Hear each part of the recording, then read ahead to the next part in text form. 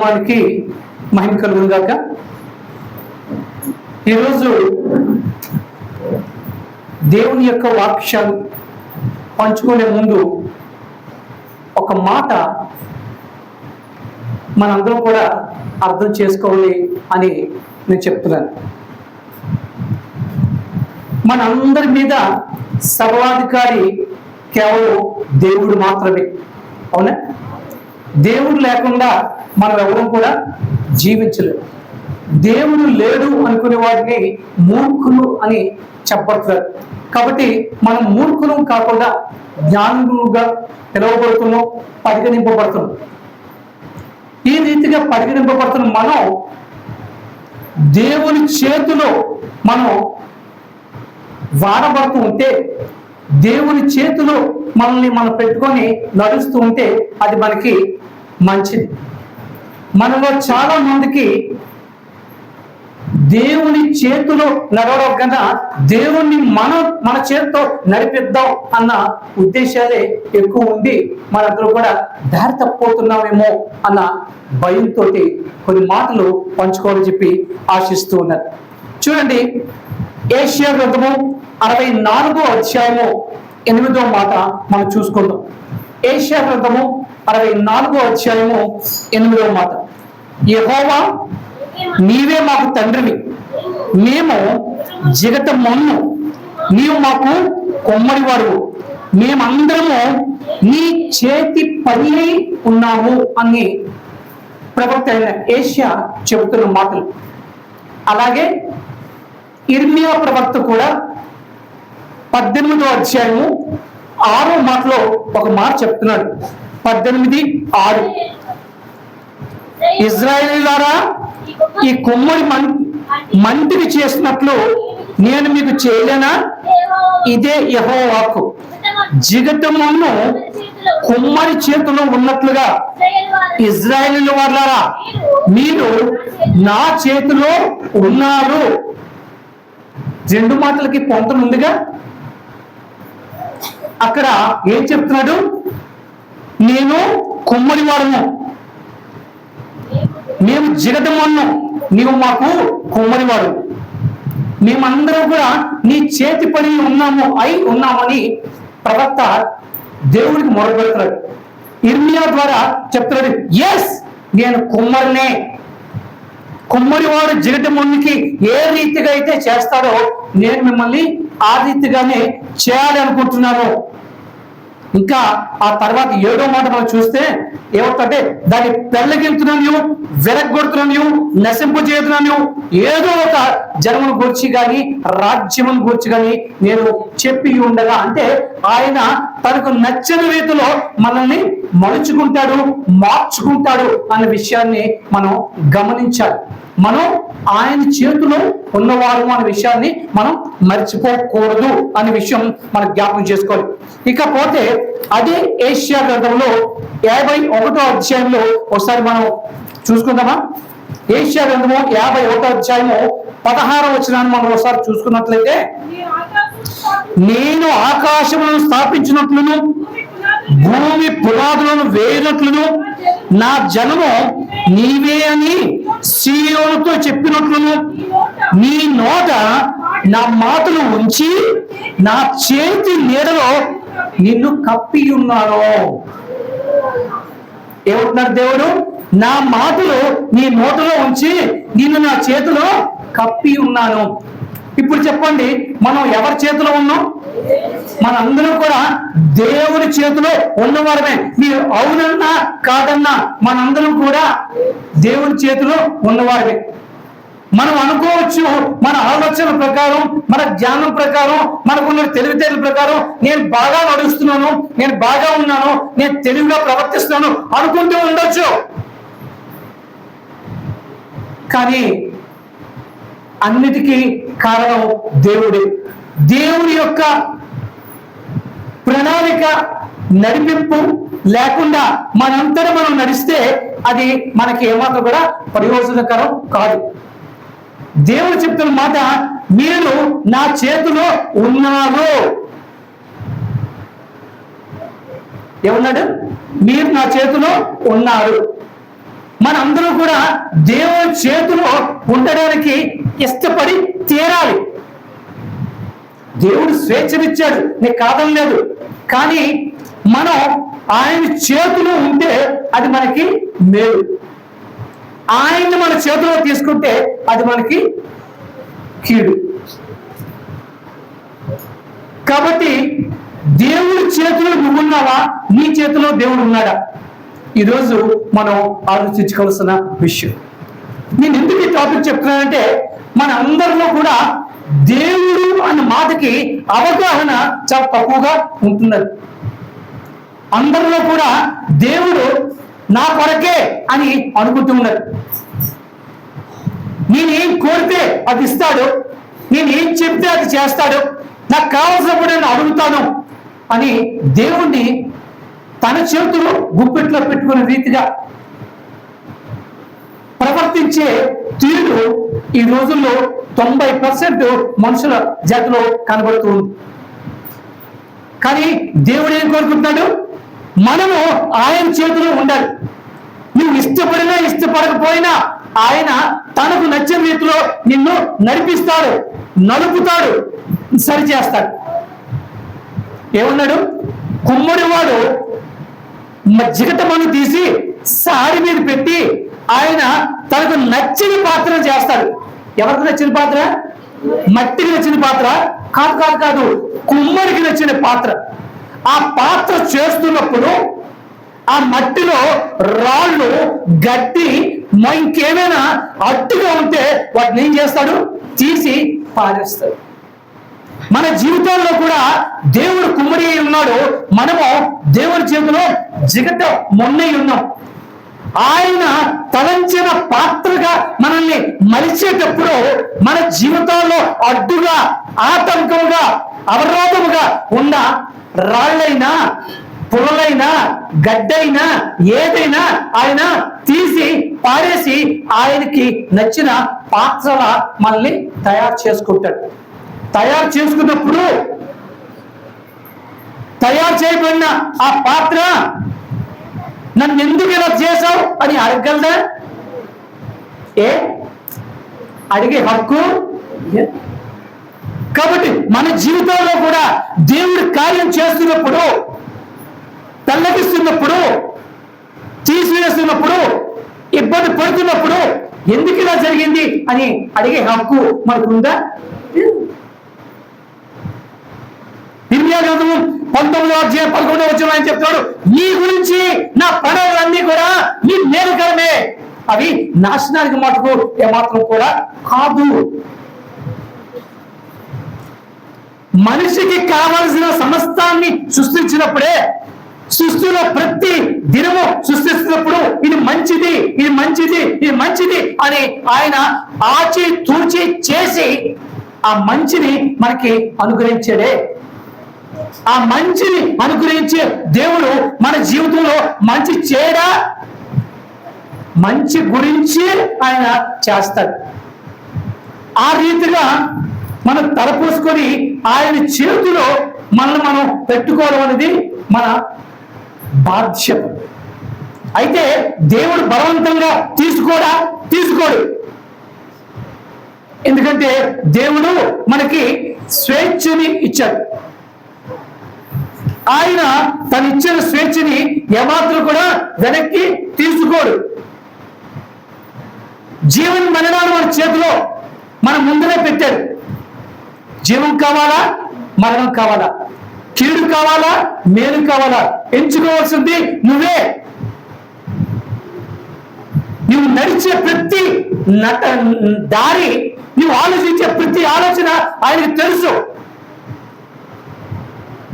కానీ నాకు నేనుగా ఆయన చేతికి సమర్పించుకొని ఆయన చిత్త ప్రకారం నేను నడవాలి అని అభిలాషతో, ఆశతో, ఆశయంతో నేను ఎప్పుడైతే ఆయనలోకి నేను సమర్పించుకుంటానో అప్పుడు మనల్ని ఆయన నచ్చిన రీతిలో ఆయన నడిపించుకుంటాడు. లేదు, నువ్వు నాకు జీవితం ఇచ్చావు, దశా అక్కడితో నీ పని అయిపోయింది, ఇక నేను జీవిస్తాను, నేను చెప్పినట్టు నువ్వు చెయ్యి అని మన దేవునికి ఆదేశాలు ఇస్తే ఏమైనా కుదురుతుందా?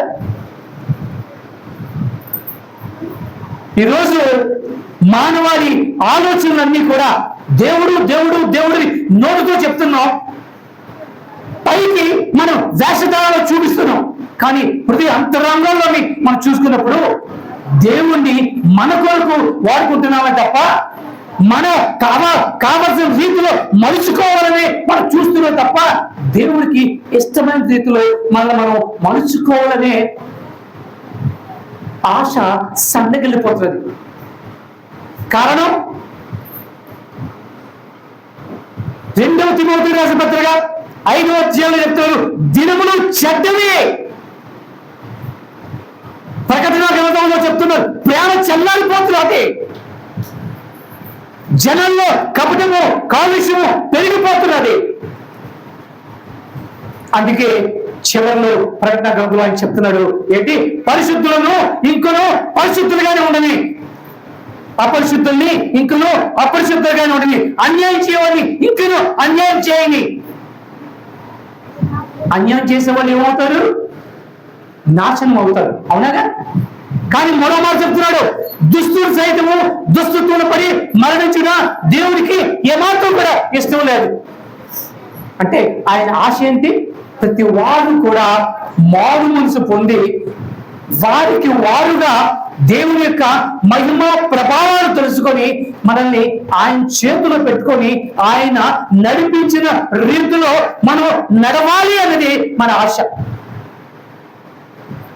కానీ మనము మన చుట్టుపక్కల ప్రభావాలు, కుటుంబ ప్రభావాలు, మన జ్ఞాన ప్రభావాలు, మన యొక్క పరిస్థితి ప్రభావాలు వీటిని పెట్టుకొని అమ్మో అయ్యో అమ్మో అయ్యో అమ్మో అయ్యో అని దేవుని మాట వెనక మన మనుషులకి భయపడి మన జీవితాన్ని మనం అంటే దాన్ని లిమిట్, మనం దాన్ని సంకుచితం చేసేసుకుంటున్నాం. దేవుడు కార్యం చేయడానికి అవకాశం ఇవ్వడం లేదు. We are against to the plan of God. దేవుని యొక్క ప్రణాళికకి విరోధముగా మనం ప్రవర్తిస్తున్న పరిస్థితులు కనబడుతుంది. మన జీవితం దేవుని చేతిలో ఉంది. మన జీవితం దేవుని చేతిలో ఉండడం అనేది అత్యుత్తమైనది. ఎస్ కాదా? దేవుడి చేతిలో ఎవరి జీవితం అయితే ఉంటుందో అది ఉత్తమమైన జీవితం, అంతేకాదు ఆశీర్వాదకరమైన జీవితం కూడా. ఎందుకంటే దేవుడు దుస్తీకరించి ఆయన అనునిత్యము కూడా తన ఆశీర్వాదాలని మనకు కుమ్మరిస్తూ ఉంటాడు. ఈ రహస్యాన్ని తెలుసుకొని దావీదు ఏమన్నాడు? యెహోవా నా చెప్పండి నా కాపరి. That's it. మరి అక్క ఎగస్ట్రా చెప్పద్దు. యెహోవా నా కాపరి. కాపరి అంటే నన్ను కాచేవాడు, నన్ను చూసుకునేవాడు, నన్ను పోషించుకునేవాడు, నా మంచి చేతులు తెలుసుకునేవాడు, నన్ను మంచి మార్గంలో నడిపించేవాడు. అందుకే ధీమగా చెప్తున్నాడు, నీ బ్రతుకు దినములన్నీ కృపాక్షేమములే నా వెంట. అంటే తన అర్థం ఆయన తన ఎవరి చేతులు పెట్టుకున్నాడు అంతే. నా ఆశ్రయ దుర్గం అయిన, నా దాగు చోటు అయిన, నా కోట అయిన. అందుకే దావీదు ఎక్కడి నుంచి ఎక్కడికి వెళ్ళాడు? ఎక్కడి నుంచి ఎక్కడికి వెళ్ళాడు? గొర్రెల కాచుకునే ఆ స్థితి నుంచి చక్రవర్తి స్థానానికి ఎత్తబడ్డాడు. కారణం దేవునికి తన జీవితాన్ని సమర్పించుకోబట్టి. కానీ దేవుని మన చేతిలో పెట్టుకొని మనకు నచ్చిన రీతిలో దేవుడు చెయ్యాలి అని అనుకున్నప్పుడు అది మన స్వార్థానికి, మన అహంకారానికి చిహ్నం. అంతేగా? దేవుడు నేను చెప్పినట్టు చెయ్యాలి అనుకుంటే అది మన స్వార్థానికి, మన అహంకారానికి చిహ్నం. దేవుని ఎరగని వారు ఆ విధంగా చేస్తారు. అందుకే ఓ సినిమా వచ్చింది తెలుసా? దేవుడు చేసిన మనుషులారా. మనుషులు చేసిన దేవుళ్ళు. రెండు రకాలు. దేవుడు చేసిన మనుషులు దేవుడి చేతిలో ఉంటారు, మనుషులు చేసిన దేవుళ్ళు మనుషుల చేతిలో ఉంటారు. అందుకే మనుషులు చేసిన దేవుళ్ళని వాళ్ళు మోసి ఊరేగింపు చేయాలి. దేవుడు చేసిన మనుషులు మనల్ని ఊరేగింపు చేస్తారు. దేంతోటి? విజయోత్సవాలతో. ఏం పడింది? జుట్టుతిన దేరాల కన్నా ఆ చివరి మాట ఏముంది? విజయోత్సవాలతో అయినా ఊరేగింపు చేయను. ఎప్పుడు? మనం ఆయన చేతిలో ఉన్నప్పుడు. కాబట్టి మనం పరీక్షించుకునే సమయం వచ్చింది. దేవుడి చేతిలో మనం ఉంటే ఏంటి కలుగుతుందో తెలుసా? మొట్టమొదటి రక్షణ, భద్రత మనకు కలుగుతుంది. దేవుడి చేతిలో మనం ఉంటే మనకేం కలుగుతుంది? రక్షణ, భద్రత. యోహాను సువార్త 10వ అధ్యాయం 29వ వచనం. యోహాను సువార్త 10వ అధ్యాయం 29వ వచనం.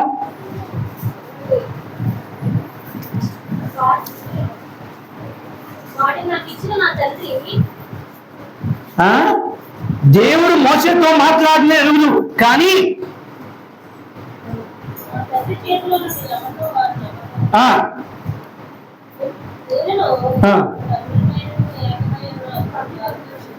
పది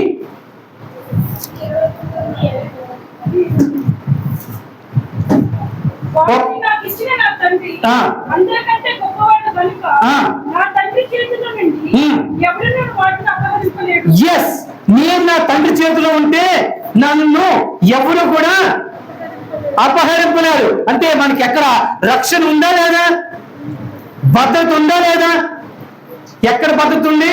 తండ్రి చేతిలోనే మనకి భద్రత ఉంది, మనకి రక్షణ ఉంది.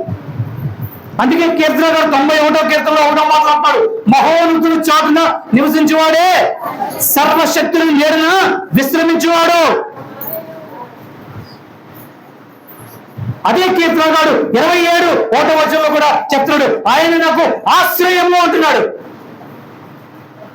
అంతేనా? 27:1.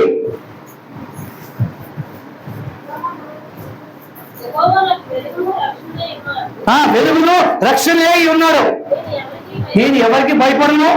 చాలు, ఆయన నాకేమై ఉన్నాడు? వెలుగును రక్షణ.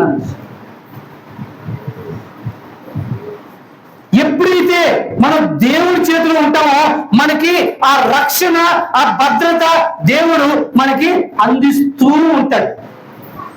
ఇజ్రాయెల్ ప్రజలకి ఏమని ఆయన తోడై ఉన్నాడు?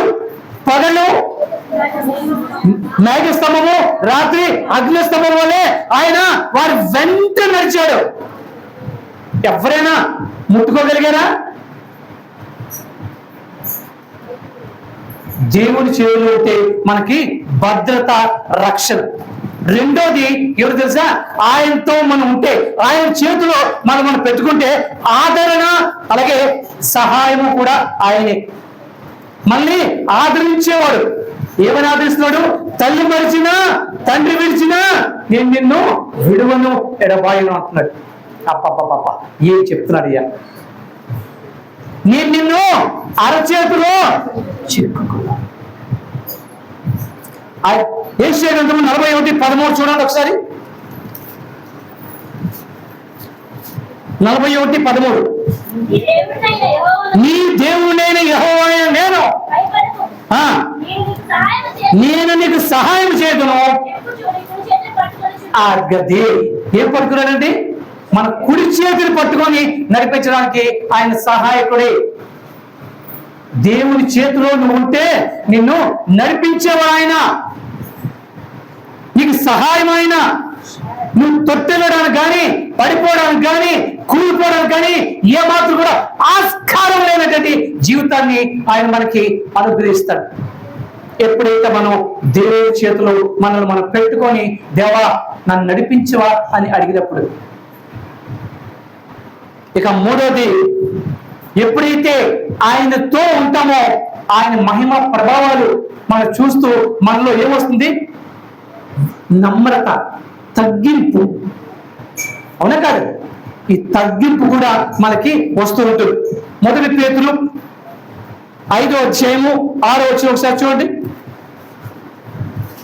1 పేతురు 5వ అధ్యాయము 6వ వచనం. దేవుడు తగిన సమయమందు మిమ్మల్ని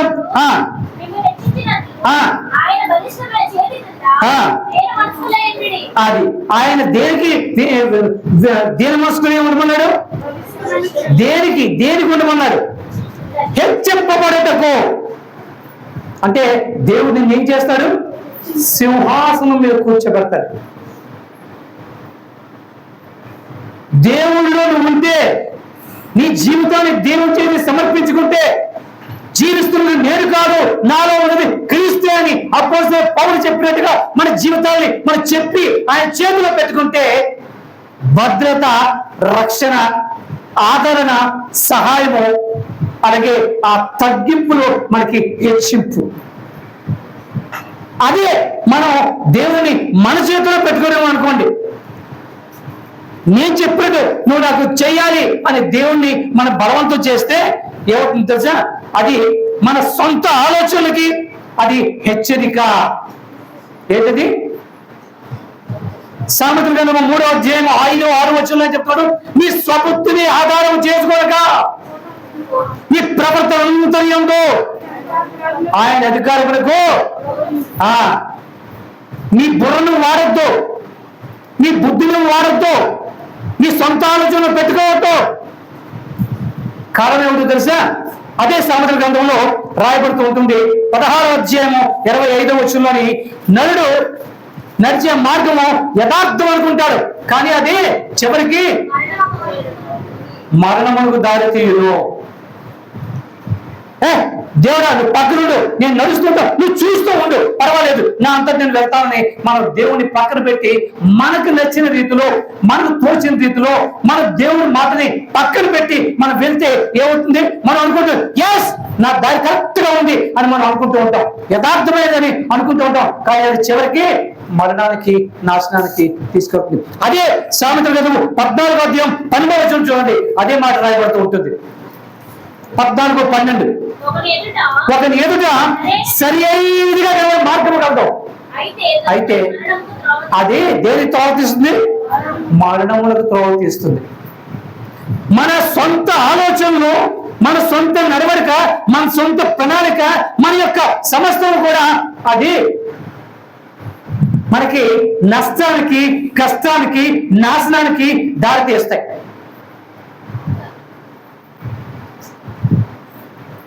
మనం ఏం చేస్తాం? మన ఆలోచన ఎలా ఉంటుంది? మనకి కంటికి కనబడిన మేరే మనం ఆలోచన చేస్తాం, మన జ్ఞానానికి, మన బుద్ధికి తెలిసినంత మేరే మనం ఆలోచన చేస్తాం. మన చుట్టుపక్కల పరిస్థితులు, కుటుంబ ప్రభావాల మీద పడే ఆ పరిస్థితుల మీదే మనం ఆలోచన చేస్తాం. ఇవి మనల్ని ఎదగనివ్వకుండా, అభివృద్ధిలోకి వెళ్ళలేకుండా నాశనానికి దారి. అప్పటికప్పుడు అది బాగానే ఉంటుందేమో, కానీ అది దీర్ఘకాలంలో ఏమాత్రం కూడా క్షేమము కాదు.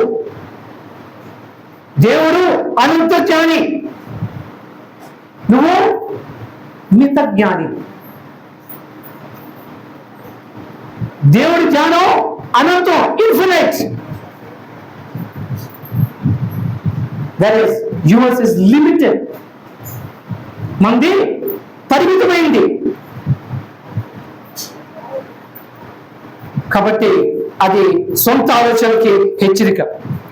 ఇక దేవుణ్ణి మనకు నచ్చినట్లు నువ్వు చేయాలి అని బలవంతం చేయడం ఇంకోటి ఏమిటో తెలుసా? మొండితనం, మూర్ఖత్వం. ఏంటది? మొండితనం, మూర్ఖత్వం. మొండితనానికి, మూర్ఖత్వానికి సబాష్ అని మెప్పు, ఆశీర్వాదం ఉంటుందే. మొట్టికాయలు ఉంటాయి, కష్టాలు ఉంటాయి. సామెతల గ్రంథం 26:12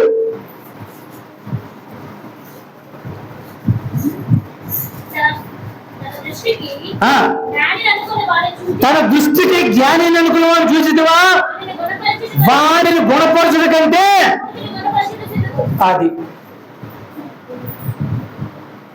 నాకు అన్నీ తెలుసు, నాకు ఎవ్వరు ఏం చెప్పక్కర్లేదు, దేవుడికి కూడా నేనే బోధిస్తాను అనే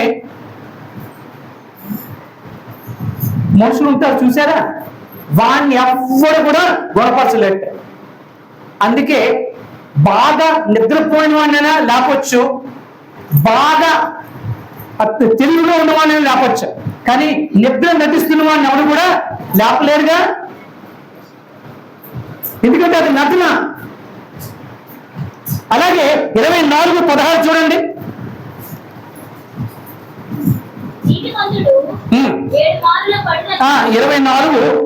24:7 7 9 రెండు కూడా. మూర్ఖుడికి జ్ఞానం అందదు, వాడికి ఎంత చెప్పినా బుర్రకి ఎక్కదు. తర్వాత 9 మూర్ఖుని యోచన పాపం. చాలు, దేవుడు నేను చెప్పినట్టు ఉండాలి అనుకున్న వాడిని ఏమన్నారు? మూర్ఖులు. అంతేగా, వారి యొక్క ఆలోచన అంతా కూడా పాపమే, నాశనానికే దారి తీస్తుంది. కాబట్టి ఇప్పుడు చెప్పండి, మనం దేవుడి చేతిలో ఉందామా లేదంటే దేవుడు మన చేతిలో పెట్టుకుందామా? దేవుడు మన చేతులు పెట్టుకోవడం మంచిదిగా. ఏయ్ ఇలా చెయ్యి, ఏయ్ ఇలా చెయ్యి అని మన ఆర్డర్ వచ్చుగా.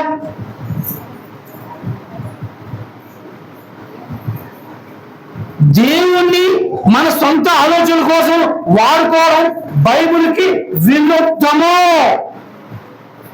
ఎంతమంది అంగీకరిస్తారు? దేవుణ్ణి మన ఆలోచనల ప్రకారం వాడుకోవడం బైబిల్ విరుద్ధం. బైబిల్ ఏం చెప్తుంది? నువ్వు ఎవరి చేతిలో ఉండాలి? ఎందుకంటే దేవుడు నీకు అడిగినవన్నీ ఇవ్వడానికి ఆయన అల్లావుద్దీన్ అద్భుత దీపం కాదు, ఇవ్వగలడు కానీ ఇవ్వడు. నీకు ఏది కావాలో ఆయన అది ఇస్తాడు. అడగడం తప్పులేదు. నీ అవసరాలు నీకంటే దేవుడికి బాగా తెలుసు, అవునా కాదు?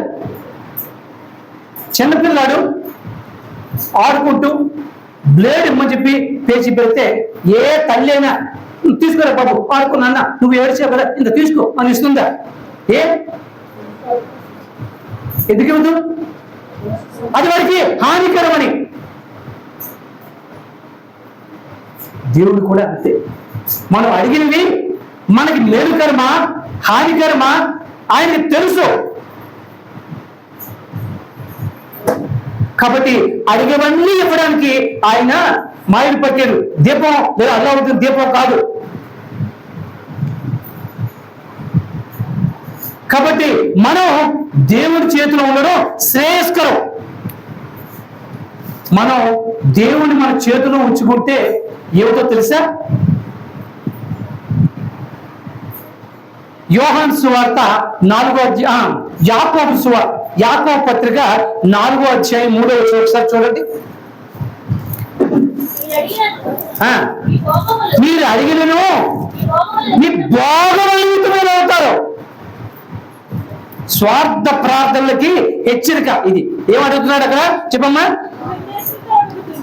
ఆ దురుద్దేశంతో అడుగుతాం కనుక మీకేమీ దొరకట్లేదు. మనలో చాలా మంది అదే పెద్ద ప్రాబ్లం. ఏంటంటే బైబిల్లోని అడుగుడి ఇవ్వబడి అన్నారు, అడిగేస్తే ఇచ్చేస్తానంటున్నాడు, నా పేరు ఏది అడిగినా ఇచ్చేస్తానంటున్నాడు.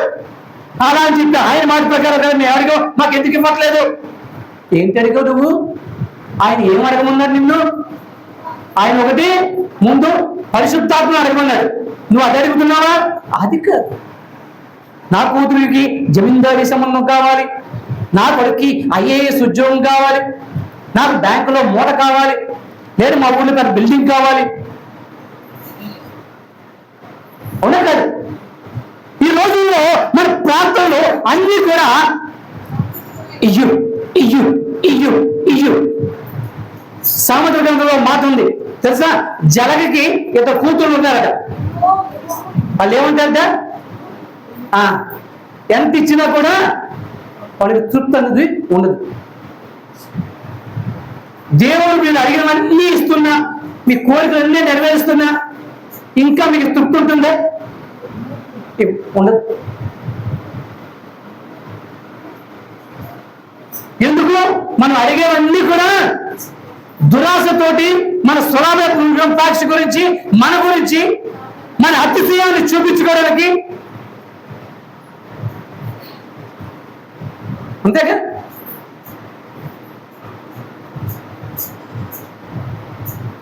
ఒక ఆవిడ 5,000 పట్టు చీర కొనుక్కుంటే ప్రార్థన చేస్తున్న తను కావాలి, నాకు 7,000 రూపాయలు పట్టు చీర కావాలని.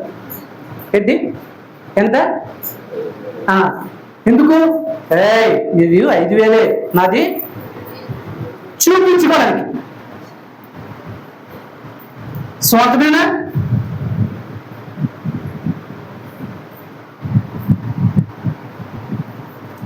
దేవుడి మహిమ కోసం కాకుండా లౌకిక సుఖాల కోసం మనం ప్రార్థన చేస్తే దేవుడు ఏమాత్రం కూడా మన ప్రార్థన వినడు. మనం ఎందుకు ఆవేదన చేస్తాం?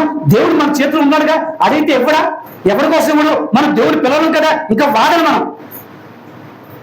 అంటే దేవుడి చేతిలో నువ్వు ఉన్నావా, నీ చేతిలో దేవుడు ఉన్నాడా? మనం దేవుడి చేతిలో ఉన్నామన్న విషయాన్ని మరచి మనకి అధికారం ఉంది కదా అన్నట్టుగా అడుగుతాం. ఒక దగ్గర దేవుడు అంటారు, మీరు నన్ను ఆజ్ఞాపిస్తారా అన్నాడా లేదా? మీరు నన్ను ఆజ్ఞాపిస్తారా?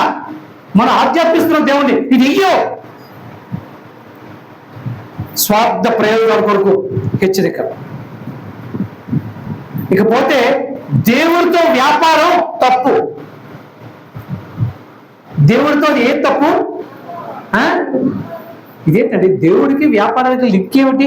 ఎస్, మనందరం కూడా దేవుడితో ఏం చేస్తున్నాం? వ్యాపారమే. నువ్వు నాకు ఆశీర్వాదం ఇయ్యు, నేను నీకు కానుకిస్తా. అవునా? అవునా కదా? చెప్పండి. నువ్వు నాకు ఆశీర్వాదం ఇవ్వు, నేను నీకు కానుకిస్తాను. వ్యాపారం కాదు. దేవుడు ఏమంటున్నాడు? నీదేది నాకు అక్కర్లేదు. కీర్తనలో ఏమంటాడు? నేను ఆకలి కొంటే నేను నిన్ను అడుగుతానా? కొండ మీద 1000 కొండల మీద పశువులు ఋషువులు అన్ని కూడా నావే.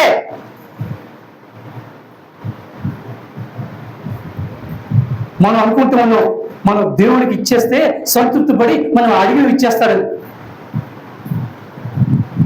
అందుకే చాలా మంది ప్రార్థన చేసినప్పుడు వాక్యం, మేము దేవుడికి కానుకలు ఇస్తున్నామండి, కానీ మా ప్రార్థన దేవుడు వినట్లేదండి, మేము అడిగి జరగట్లేదండి. కానుకలు వస్తే దేవుడు ఇచ్చేస్తాడా?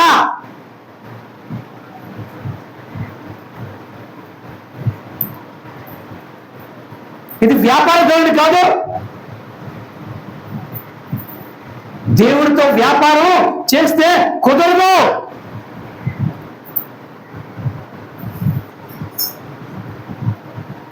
అపోస్తల కార్యంలో సీమోన్ అనే ఒక గారడి వాడు ఉండేవాడు. పేతురు యోహానులు విశ్వాసుల మీద చేతుల నుంచి ప్రార్థన చేస్తున్నప్పుడు చూశాడు. వాడు పరిశుద్ధాత్మను పొందుకోవడం చూశాడు. చూసి గమగంలో తన దగ్గర డబ్బంతా పట్టుకెళ్ళి వాళ్ళ దగ్గర పెట్టి ఏమన్నాడు? ఏమిటి ఈ శక్తితో ఈ డబ్బు తీసుకుని నాకు ఇవ్వండి, నేను ఎవరిని చేతులు పెట్టి ప్రార్థన చేసిన ఈ ఆపత్తికి రావాలి. దేవుని శక్తిని నువ్వు డబ్బుతో కొనుక్కుంటావా? దేవుని కృపని డబ్బుతో కొనుక్కుంటావా? దేవునితో వ్యాపారం చేస్తావా? అంటే దేవుణ్ణి నీ చేతిలో కీరు బొమ్మగా పెట్టుకోవడమేగా. ఈ లోకస్తులు చేస్తుంది అదేగా.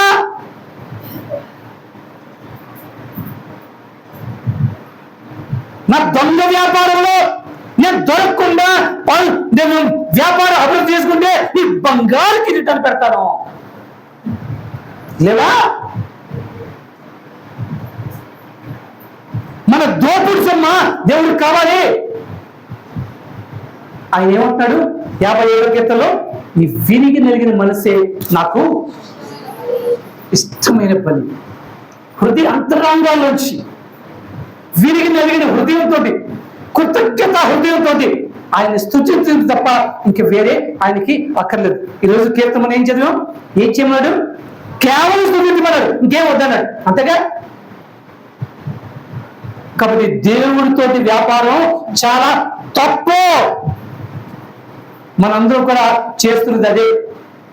పైపెచ్చు మనం ఏమంటే మీరు కాను బాగా ఇచ్చాడండి. ఎవరి కోసం ఇస్తావు? కానుక బోల్డ్ ఇచ్చాను. కానుక ఇస్తే నీ మాట ఆయన వినాలా? ఆయన ఏమైనా మన సొంత పాస్టరా? ఎక్కువ కానుకిస్తే గట్టిగా బలమైన పెద్ద ప్రార్థన చేయడానికి, అడిగిన ఇవ్వడానికి. ఈరోజు పాస్టర్లు అలాగే, ఎవరైతే ఎక్కువ డబ్బు ఇస్తారో వారికి పెద్ద ప్రార్థన, ఎవరు తక్కువ డబ్బు ఇస్తారో వారికి చిన్న ప్రార్థన.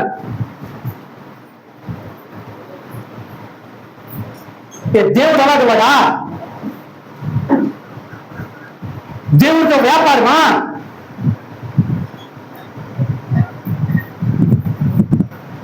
ఒక విషయం మర్చిపోద్దు, మన కోసం దేవుడు కాదు, దేవుడి కోసం మనం. ఏంటి? మన కోసం దేవుడు లేడు, దేవుడి కోసం దేవుడు మనల్ని సృష్టించుకున్నాడు. గర్భఫలము అంతేగా, ఆయన బహుమానంగా మనం ఇక్కడికి వచ్చాం. ఎందుకు పంపించాడు? ఆయన స్తుతించడానికి, ఆయన గర్భఫలానికి. మానవ సృష్టి, మానవ యొక్క జన్మ దేవుని స్తుతించడమే వారి యొక్క ప్రథమ కర్తవ్యం. మనం దేవుని కొరకు, అంతేగాని దేవుడు మన కొరకు కాదు. ఎస్, నువ్వు స్తుతిస్తూ దేవుడి కొరకు నువ్వు చెల్లిస్తుంటే దేవుడిని వదిలేస్తాడా? మా ఇంట్లోని మంచి పనివాడు శ్రద్ధగా, జాగ్రత్తగా, నమ్మకంగా పనిచేస్తుంటే ఏ యజమానైనా ఆ నౌకర్ని ఇంకోలాగా చూస్తాడా? దగ్గర చేసుకొని చూసుకుంటాడా లేదా? చూసుకుంటారా లేదా? అంతెందుకండి, ఏదో ఎక్కడో కాదు చెప్పడానికి. మా ఇంటి పక్కన పాలరాజు గారు ఉన్నారు, అవునా? ఆయన దగ్గర ఒక శ్రీనుడు కుర్రాడు ఉన్నాడు. చిన్నప్పటి నుంచి ఆదరించి వాళ్ళ ఇంట్లో పనికే, ఇంకేం కాదు. ఈరోజు కొడుకుతో సమానంగా చూసుకుంటున్నారు. మనుషులే అంతటి దయా కృప చూపిస్తే సర్వోన్నత దేవుడు, సర్వశక్తిమంతుల దేవుడు ఆయన మనల్ని చూసుకోడా? మనం దేవుడి కొరకు ఉంటే దేవుడు మన కొరకు ఉంటాడు, తప్పకుండా ఉంటాడు. కానీ దేవుడు నా కొరకే, ఎవరి కోసం చెయ్యడు అని మనం అంటే అది కుదరదు. మనం దేవుని కొరకు ఉన్నాం.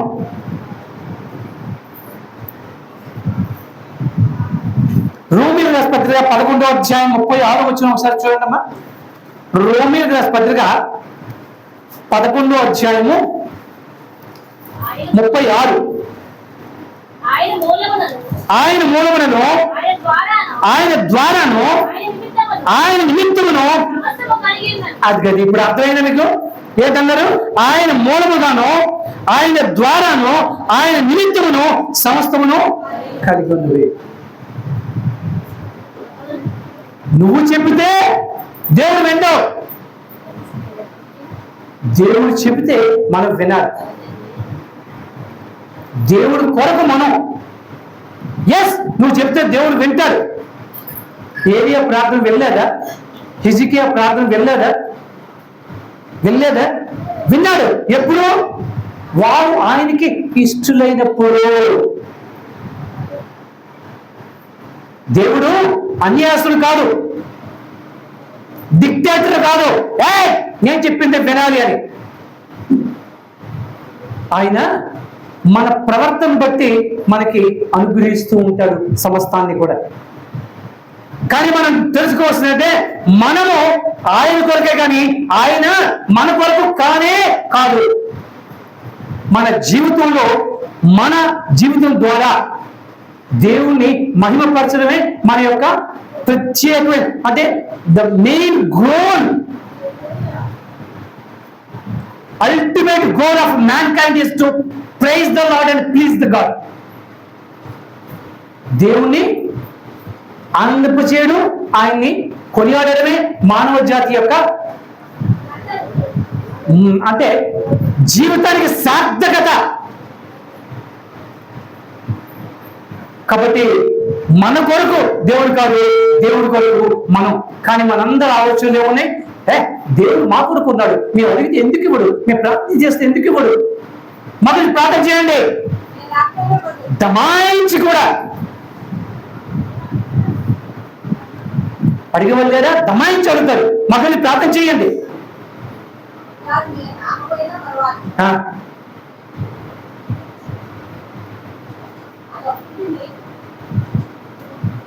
మేము మా ఇంట్లో పడుకుంటాం, మా పనులు చూసుకుంటాం, మా ఇష్టం వచ్చిన తిరుగుతాం, మీరు మమ్మల్ని ప్రార్థన చేయండి.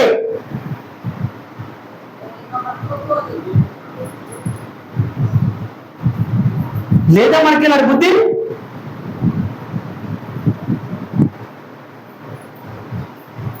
అలాగే ప్రాధాన్యతలో మార్పు. దేవుడి చేతిలో మనం ఉంటే మన ప్రాధాన్యత ఎవరికి ఇస్తాం? మన ప్రాధాన్యత ఎవరికి ఇస్తాం? దేవుడికి ఇస్తాం. దేవుడు మన చేతిలో ఉంటే ముందు మన పనులన్నీ చూసుకొని టైం ఉంటే వస్తానులే, అవునా కాదు? ఈ రోజులో ప్రతి వారికి ప్యాషన్ అయిపోయింది. ప్రార్థన చేసావమ్మా, బైబిల్ చదివామంటే టైం లేదండి అన్నారా లేదా? అంటే ప్రాధాన్యత ఎవరికి ఇస్తున్నాను? నిన్ను సృష్టించిన వాడికి నీ ప్రాధాన్యత లేదు.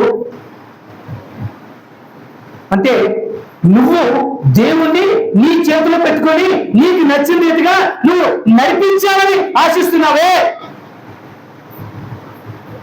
ఇదా దేవుడు కోరుకుంటుంది.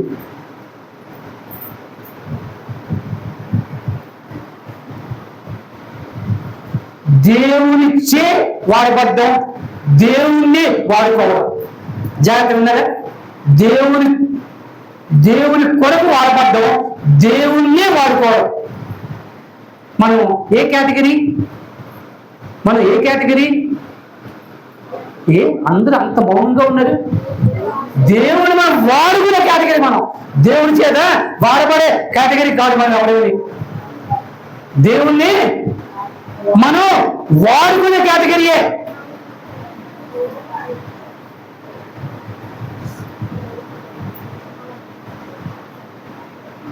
దేవుడి చేతులు మనం వాడబడాలి. ఆయన ఏది ఆశీర్వదించాడు? మొట్టమొదటిగా ఆశీర్వాదం, మీరు ఫలించండి, అభివృద్ధి చెందండి, విస్తరించండి, లోపరుచుకోండి, దాన్ని వక్రీకరించుకొని చెప్పావు కదా, మాకు ఇయ్యో ఆయన వాడుకోవడం.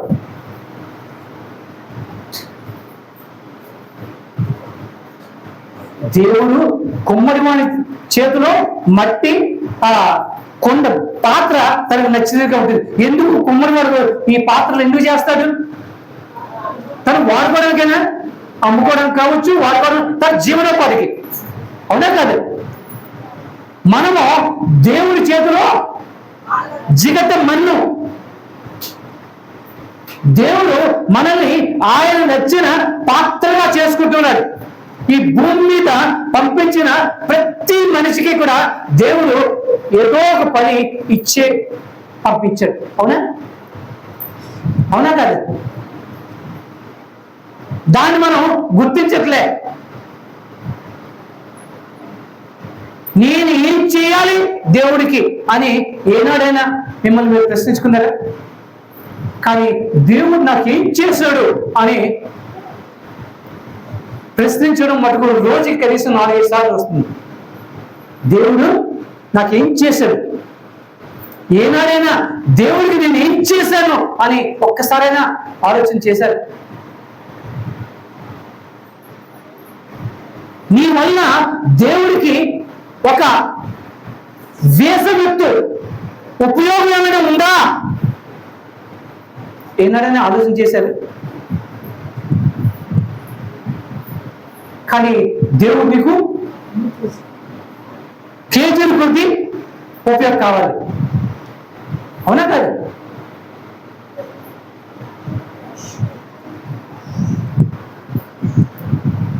దేవుడి చేతిలో వాడబడే పాత్రలా ఉండాలి అని ప్రార్థనలో చేసేస్తాం. అవునే కాదు? దేవాన్ని సేవలు మంచి పాత్రగా వాడబడాలి ప్రభువా, నన్ను వాడుకో ప్రభువా. అరే వాడుకోవడానికి నువ్వు అనుకూలంగా ఉండాలిగా. దేవుడికి నీవి అనేది ఏమీ అక్కర్లేదు, కానీ దేవుడికి నువ్వు కావాలి. దేవుడికి నీవేమీ అక్కర్లేదు, కానీ దేవుడికి నువ్వు కావాలి. ఎలా కావాలి? నిన్ను నువ్వుగా ఆయనకి సమర్పించుకోవాలి. ప్రార్థన చేస్తున్నప్పుడు పట్టుకు అనేస్తూ ఇప్పుడు నా చిత్తం కాదు, నీ చిత్తం నెరవేరుని అని అర్థమలేదు. ప్రార్థనలో లేచిన వెంటనే నా ఆలోచనే ఇది ఎలా నెరవేరాలని. దేవుడు చెప్పిన మాట కూడా పక్కన పెట్టేసి, అవునా? ఇంకా పైకి వచ్చావు. మనలో చాలా మంది ఇంకో గుణం కూడా ఉంది. ప్రభువా ఇది నా చిత్తం, ఇది నువ్వు ఎలాగైనా నెరవేర్చు. లేదా ఇలా ప్రార్థన చేసేవాడు, ఇది నాకు ఇష్టం, నాకు ఇష్టం అంటే ఇది నా చిత్తం అని చెప్పడమే, ఇది నువ్వు నాకు ఎలాగైనా చేసి పెట్టు. అంటే దేవుడి చిత్తానికి నువ్వులో ఉన్నావా, నీ చిత్తానికి దేవుడిలో ఉన్నారా? దేవుడిని నువ్వు వాడుకుంటున్నావా, దేవుడి చేత నువ్వు వాడబడుతున్నావా?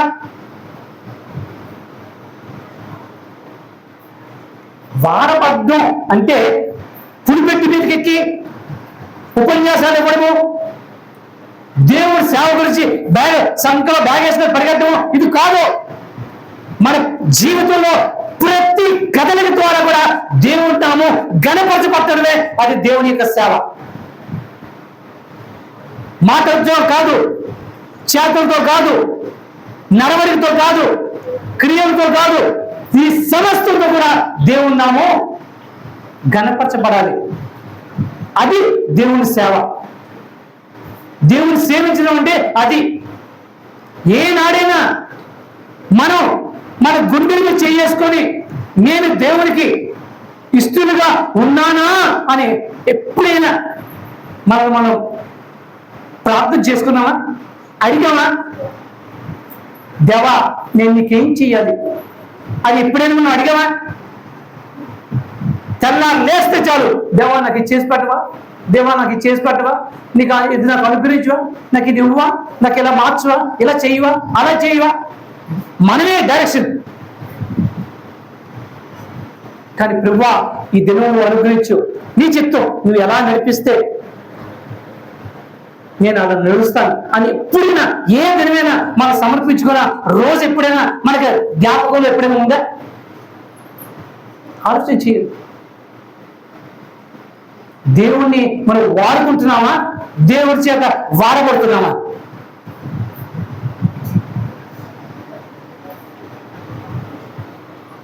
దేవునిచ్చే వాడబడిన జీవితాలు అమోఘమైన జీవితాలు, అభివృద్ధికర జీవితాలు, ఆశీర్వాదకర జీవితాలు. దేవుణ్ణి వాడుకునే జీవితాలు నాశనకరమైన జీవితాలు. దేవుడు మోషేని వాడుకున్నాడు, అవునా కాదు? ఏమన్నాడు? నా ఇల్లంతటిలో నమ్మకస్తుడు. దేవుడు ఒక బిరుదిచ్చాడు. అబ్రాహాముతో అంటున్నాడు ఇతను నా స్నేహితుడు. దావీదుతో అంటాడు ఇతను నా హృదయానుసారి.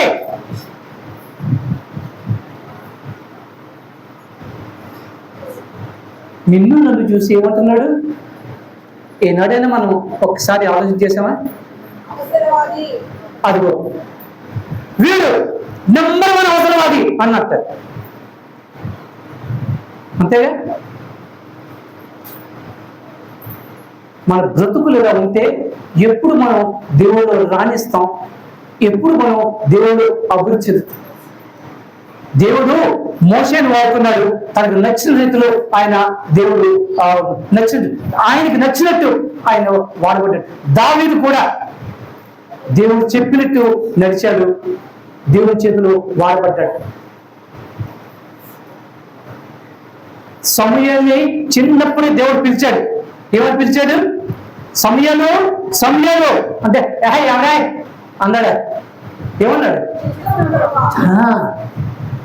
చిత్తం ప్రభువా నేను ఉన్నాను, ఏం చేయమంటావు? ఏనాడైనా స్వరం విన్నామా? విని ప్రతిస్పందించాము మన జీవితాల్లో?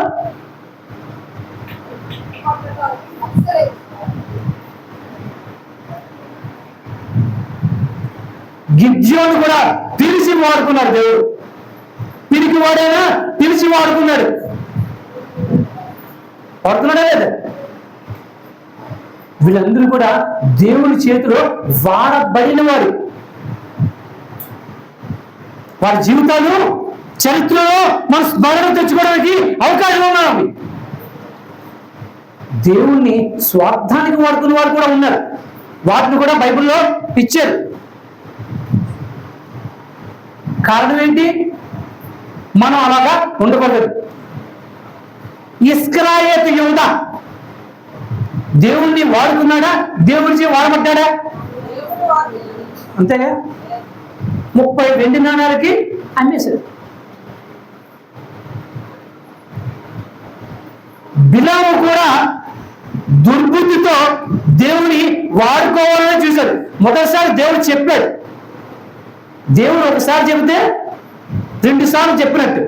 అవునా కదా? నేను అంటలేదు ఆ మాట. దేవుడు ఒకసారి పరంగా నాకు 2 సార్లు వినబడిన వాడి కీర్తన గ్రంథంలో ఉంది. సినిమాలో డైలాగ్ మట్టుకుని చెప్పేస్తాం. భాష ఒకసారి చెబితే 1000 సార్లు చెప్పినట్టే అది.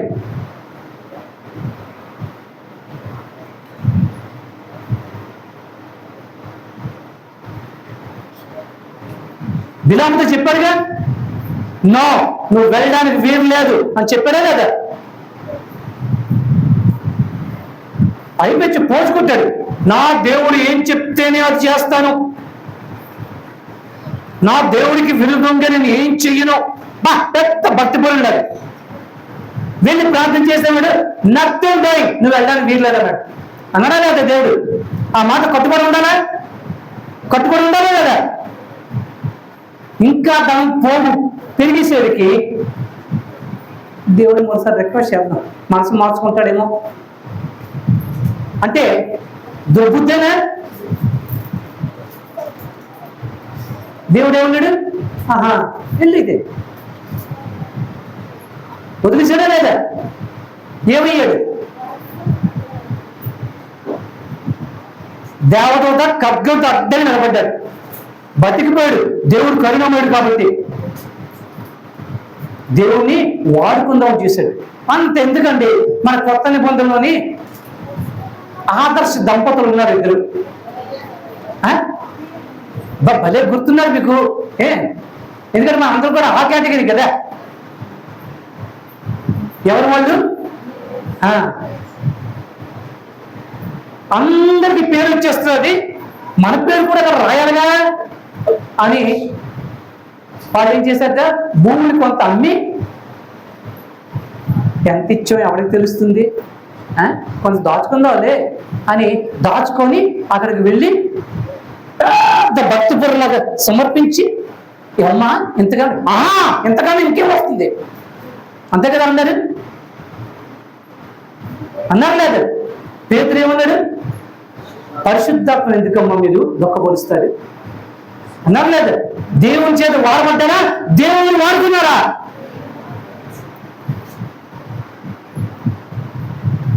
ఒక్కసారి సరిపోల్చుకోండి మన జీవితాలు. దేవుని వాడుకునే బ్యాచా, దేవుని చే వాడబడే బ్యాచా మనది? ఏ బ్యాచ్లో ఉన్నావు? ఏ గుంపులో ఉన్నావు? కారణం ఏదో తెలుసా? జనుములు చెడ్డవి. ఈ సమయం మరలా రాకపోవచ్చు. ఇటువంటి పరీక్ష మనకి అవకాశం రాకపోవచ్చు, పరీక్షించుకునే అవకాశం. అది దేవుడు ఒకసారి వచ్చేసిన తర్వాత నువ్వు ఎంత గుండెలు బాదుకున్నా ఇంక మరి ఇంకా పశ్చాత్తాపడడానికి అవకాశం లేదు. సరి చేసుకుంటా ఉంటే కుదరదు. దేవుడు కృపామయుడు కాబట్టి దినం వెంబడి దినాన్ని, వారం వెంబడి వారాన్ని, నెల వెంబడి నెలని, సంవత్సరం వెంబడి సంవత్సరాన్ని ఆయన మనకి అనుగ్రహిస్తున్నాడు. కారణం ఇవాళైనా రేపైనా వారి తప్పు వారు తెలుసుకొని సరి చేసుకొని నాకు ఇష్టలుగా మారుతారు అనే ఒక మంచి హృదయంతో దేవుడు మనకి అవకాశం ఇస్తూ ఉన్నాడు. ప్రస్తుత పరిస్థితులు మనం చూస్తున్నాం, ఎంత భయంకరంగా ఉంటున్నాయో మీకు తెలుసా? మనం ఇక్కడ కూర్చుని పోయి మనకి ఏం తెలియట్లేదు, అంత బాగుంది అనుకుంటున్నాం.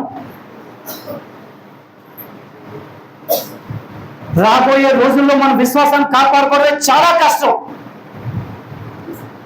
మన బ్రతకడం చాలా కష్టం. మన తరం ఏదో అయిపోయింది, మన తర్వాత తరం వారు దేవుడి గురించి ఒక దేవుడు అనే మాట అనగలరా? అటువంటి పరిస్థితి ఏర్పడుతుంది. రేపు పొద్దున్న మన పిల్లలు బయటకు వెళ్తే క్షేమంగా తిరిగి రాగలరా?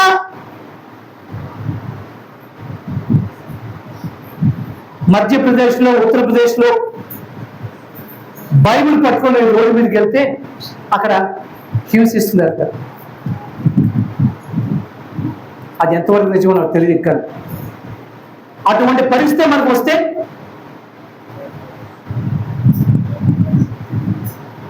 మనకి రక్షణ ఎక్కడ? ఒకటి ఉంది. చెప్పమంటారా వద్దంటారా? చెప్పేసి ముగిస్తాను. ఓకే, యెహోషువ వేగు చూడడానికి వేగులు వారిని పంపించారు. వారు ఎక్కడికి వెళ్ళారు? రాహాబు ఇంటికి వెళ్ళారు. రాహాబు ఎవరు? వేశ్య. రాహాబు వారికి ఉపకారం చేసి ఉపకారం ఆశించినప్పుడు వారు ఏం చెప్పారు? సరే, నీవు మాకు సహాయం చేసావు కాబట్టి, మా మాట విన్నావు కాబట్టి నిన్ను నీ కుటుంబాన్ని మేము రక్షిస్తాం. అయితే నేను చెప్పినట్టు నువ్వు చేస్తే ఏంటి? మమ్మల్ని ఏ కిటికీ గుండా దించావో ఆ కిటికీకి ఎర్రటి తాడు వేలగట్టు. ఆ ఎర్రటి తాడు ఉన్న కిటికీ తప్పించి మిగతావన్నీ కూడా మేము నాశనం చేసుకెళ్తాం. అప్పుడు ఇందులో ఉన్నవారు మీరు రక్షింపడతారు. అవునా? పస్కా వధింపు సమయంలో ఐగుప్తు నుంచి ఇజ్రాయేల్ బయటికి రప్పించినప్పుడు పస్కా దినాన్ని కూడా దేవుడు ఏం చెప్పాడు?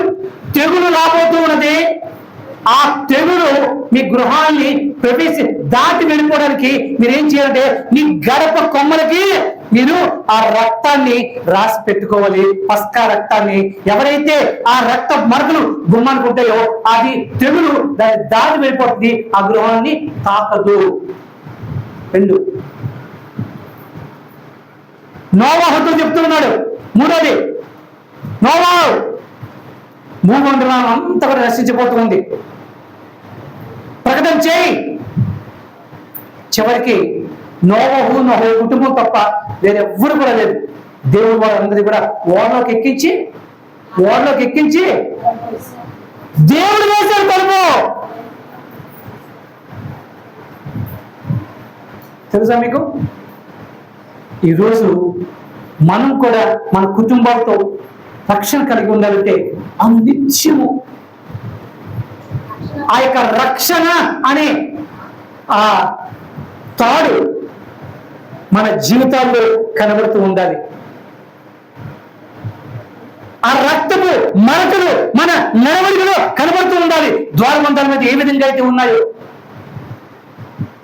ఏ విధంగా అయితే సురక్షితమైన ఓడలోకి ప్రవేశించారో అలాగే మనం ఆయన ఓడలోకి ప్రవేశించాలి. పాట పాడుతూ ఉంటాం, నడిపించు.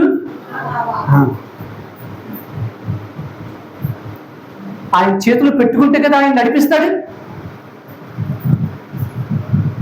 కాబట్టి అపోస్తలుడు పౌలు చెప్పినట్టు ఇక జీవిస్తున్నది నేను కాదు, నాలో ఉన్న క్రీస్తే అని మనం దేవుని చేతికి సమర్పించుకుంటేనే రాబోయే దినాల్లో మనకి మనుగడ, లేదంటే లేదు. లోకంతో మనం కొట్టుకుని వెళ్ళిపోవడమే. That's it. ఊహు అంటావా నీదే. ఏమంటారు?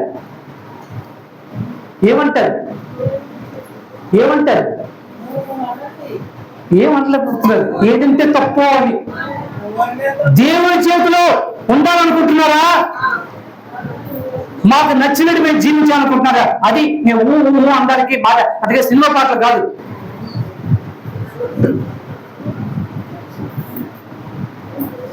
దేవుని చేతికి మిమ్మల్ని మీరు అప్పగించుకోవాలనుకుంటున్నారా?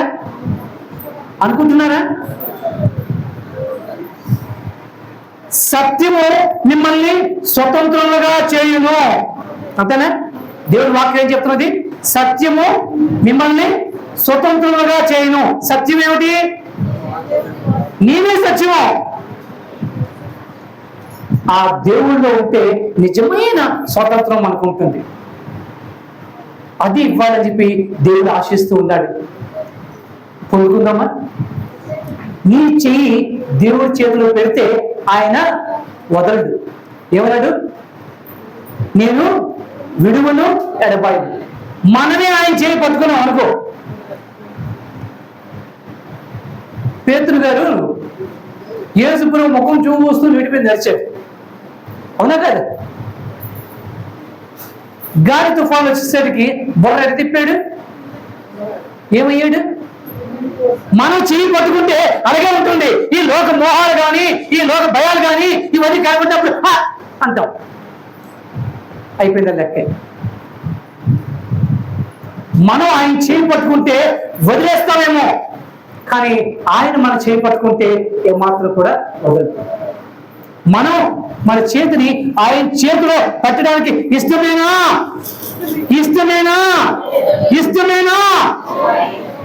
ఇష్టమైన వాళ్ళు మీ చేతి పైకెత్తి దేవుడి చేత కట్టడానికి మిమ్మల్ని మీరు సమర్పించుకోండి. శిఖర వర్షాదరి కల శకస్తురి కదర విభస్సదరి శిఖల శకాదరి కర శకస్తురి కదర విభస్సది కర వర్షాదరి శిఖల శకస్తురి కదర రభస్సదరి కర శకల శకాసాది పరిషత్తరి శిఖదరి కల రభస్సదరి కల శకందరి కర వస్సదరి శకస్తురి కర బాబా బాబా బాబా శకస్తరి కర వర్షాదరి శకస్తరి కర శకస్తరి శకస్తరి శకస్తరి. చేయి పట్టుకో, నా చేయి పట్టుకో. ఏదమ్మా పాట? ఒకసారి కొంచెం ఒక్క చరణం.